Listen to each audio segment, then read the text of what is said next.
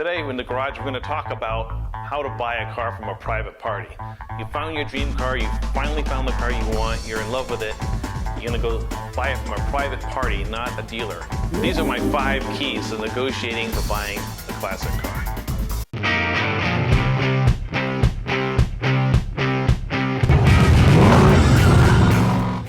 These are my 5 keys to successfully purchasing a classic car from a private party today in the garage. Let's go. Key number 1, be nice. Be polite, be respectful. You gotta realize that the person's car is important to them. They may have had this car for many years, shared memories with it, maybe they restored it, have a lot of blood, sweat, and tears in it. It's their car, it's part of their, sometimes these cars are like part of the family, and to separate it is painful. The last thing you need to do is come over there and insult the guy's car. The person knows what he has, okay? He knows that it needs paint. He knows that this has got a cracked dash. He knows these things already. You going around pointing out all the flaws in the car is not gonna make him feel good about you. You want him to feel good about you because you want him to sell you the car, right? You don't wanna make the guy mad or upset or insult him on his own property looking at his property. So be nice, be respectful. The second key is to be praiseful of the car. Tell the person selling the car how much you like the car. This may sound intuitively wrong. However, if you tell the person, I really like this car. This is a really great car. You've taken such good care of it. I'm so thankful that you've preserved this car and I'm here to look at it. It's available to purchase. This is great. Thank you so much. It's a nice car. I really, really like it. And I'd like to try to work out something with you on this, but let me look at it a little further. But first impression is this is really, really neat. This is a really nice car. And that's gonna make the seller feel really good about you, and it's gonna want to make him sell the car to you, as opposed to the jerk who just came over and rained all over his parade and told him his car is a piece of junk and it's got everything wrong with it and I don't like it, but maybe I'll buy it anyways. That's not gonna fly. So tell the person how much you appreciate their time and how much you appreciate the car. Third key is about the price. Say, the car may be priced high. It may be, I bought a lot of cars that are priced way more than I would want to pay for it, and actually a lot more than anyone would pay for it, but I went to go look at the car anyways.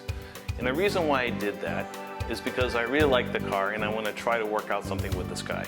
And you can tell the seller that you really like the car. Again, now you've kind of made friends with him, he likes you, and unfortunately, I can't give you this much money for the car. I can only pay this, and this is the reason why. I only have so much money. I have to leave a little bit left over to do the repairs and restoration work I want.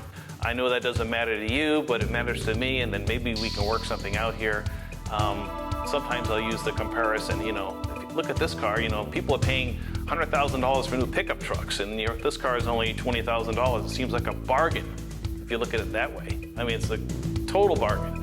But I just don't have $20,000 right now. And, but I did want to look at it. I just want to see if I can work out something with you. And I really appreciate you taking the time. And if you don't want to sell it to me, I totally get that. But maybe we can work somewhere and meet somewhere in the middle. Key number 4 is to let the buyer know that the car is going to a good home. This may not be important to a dealer, or sometimes it's not important at all, but many times it is. The person who's taking care of this car has been a caretaker of this car for so long, would like to know the car is going to a good home. So make sure you don't portray yourself as just gonna flip it, or you're gonna cut it up when you get it home for parts, or you're gonna rip their matching number engine out and make a drag car out of it or something. The guy's just gonna go, no, I don't want this for my car. I've spent so much time taking care of this car. I want it to go to a new home. I want it to go to a home that's gonna be loved and cared for. And it seems kind of crazy, but this does come into play many times. Not all the time, but many times it does. And so it's comforting for the seller to know this is going to a good home, and it may give you the edge you need to further the negotiation in your favor. The 5th key is don't waste anybody's time. If you're going to look at a car, if possible, bring cash. I mean, sometimes cars you're buying a $1 million car, then cash is not feasible, but many times bring cash and let the buyer know, or I'm sorry, let the seller know that you have cash. Don't grab the cash out of your pocket and wave it around like a clown. Don't do that. Just say, I have it with me. Also ask the question, do you have the title for the car? This may seem obvious that the person has, of course they have the title, but you want to paint a mental picture in their mind.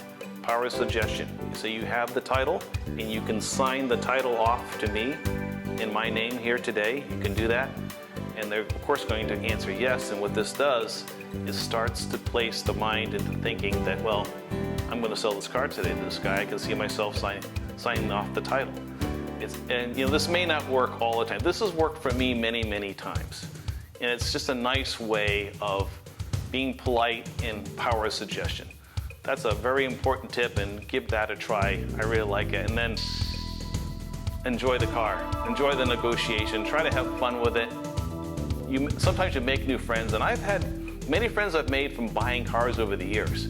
The guy sold me a car many years ago, and we've become friends. I see him at other car events, and sometimes it's a very small community, and that you just want to be nice and have a good reputation as a person who's a good person to sell a car to. So those are my 5 keys for purchasing a private party collector car.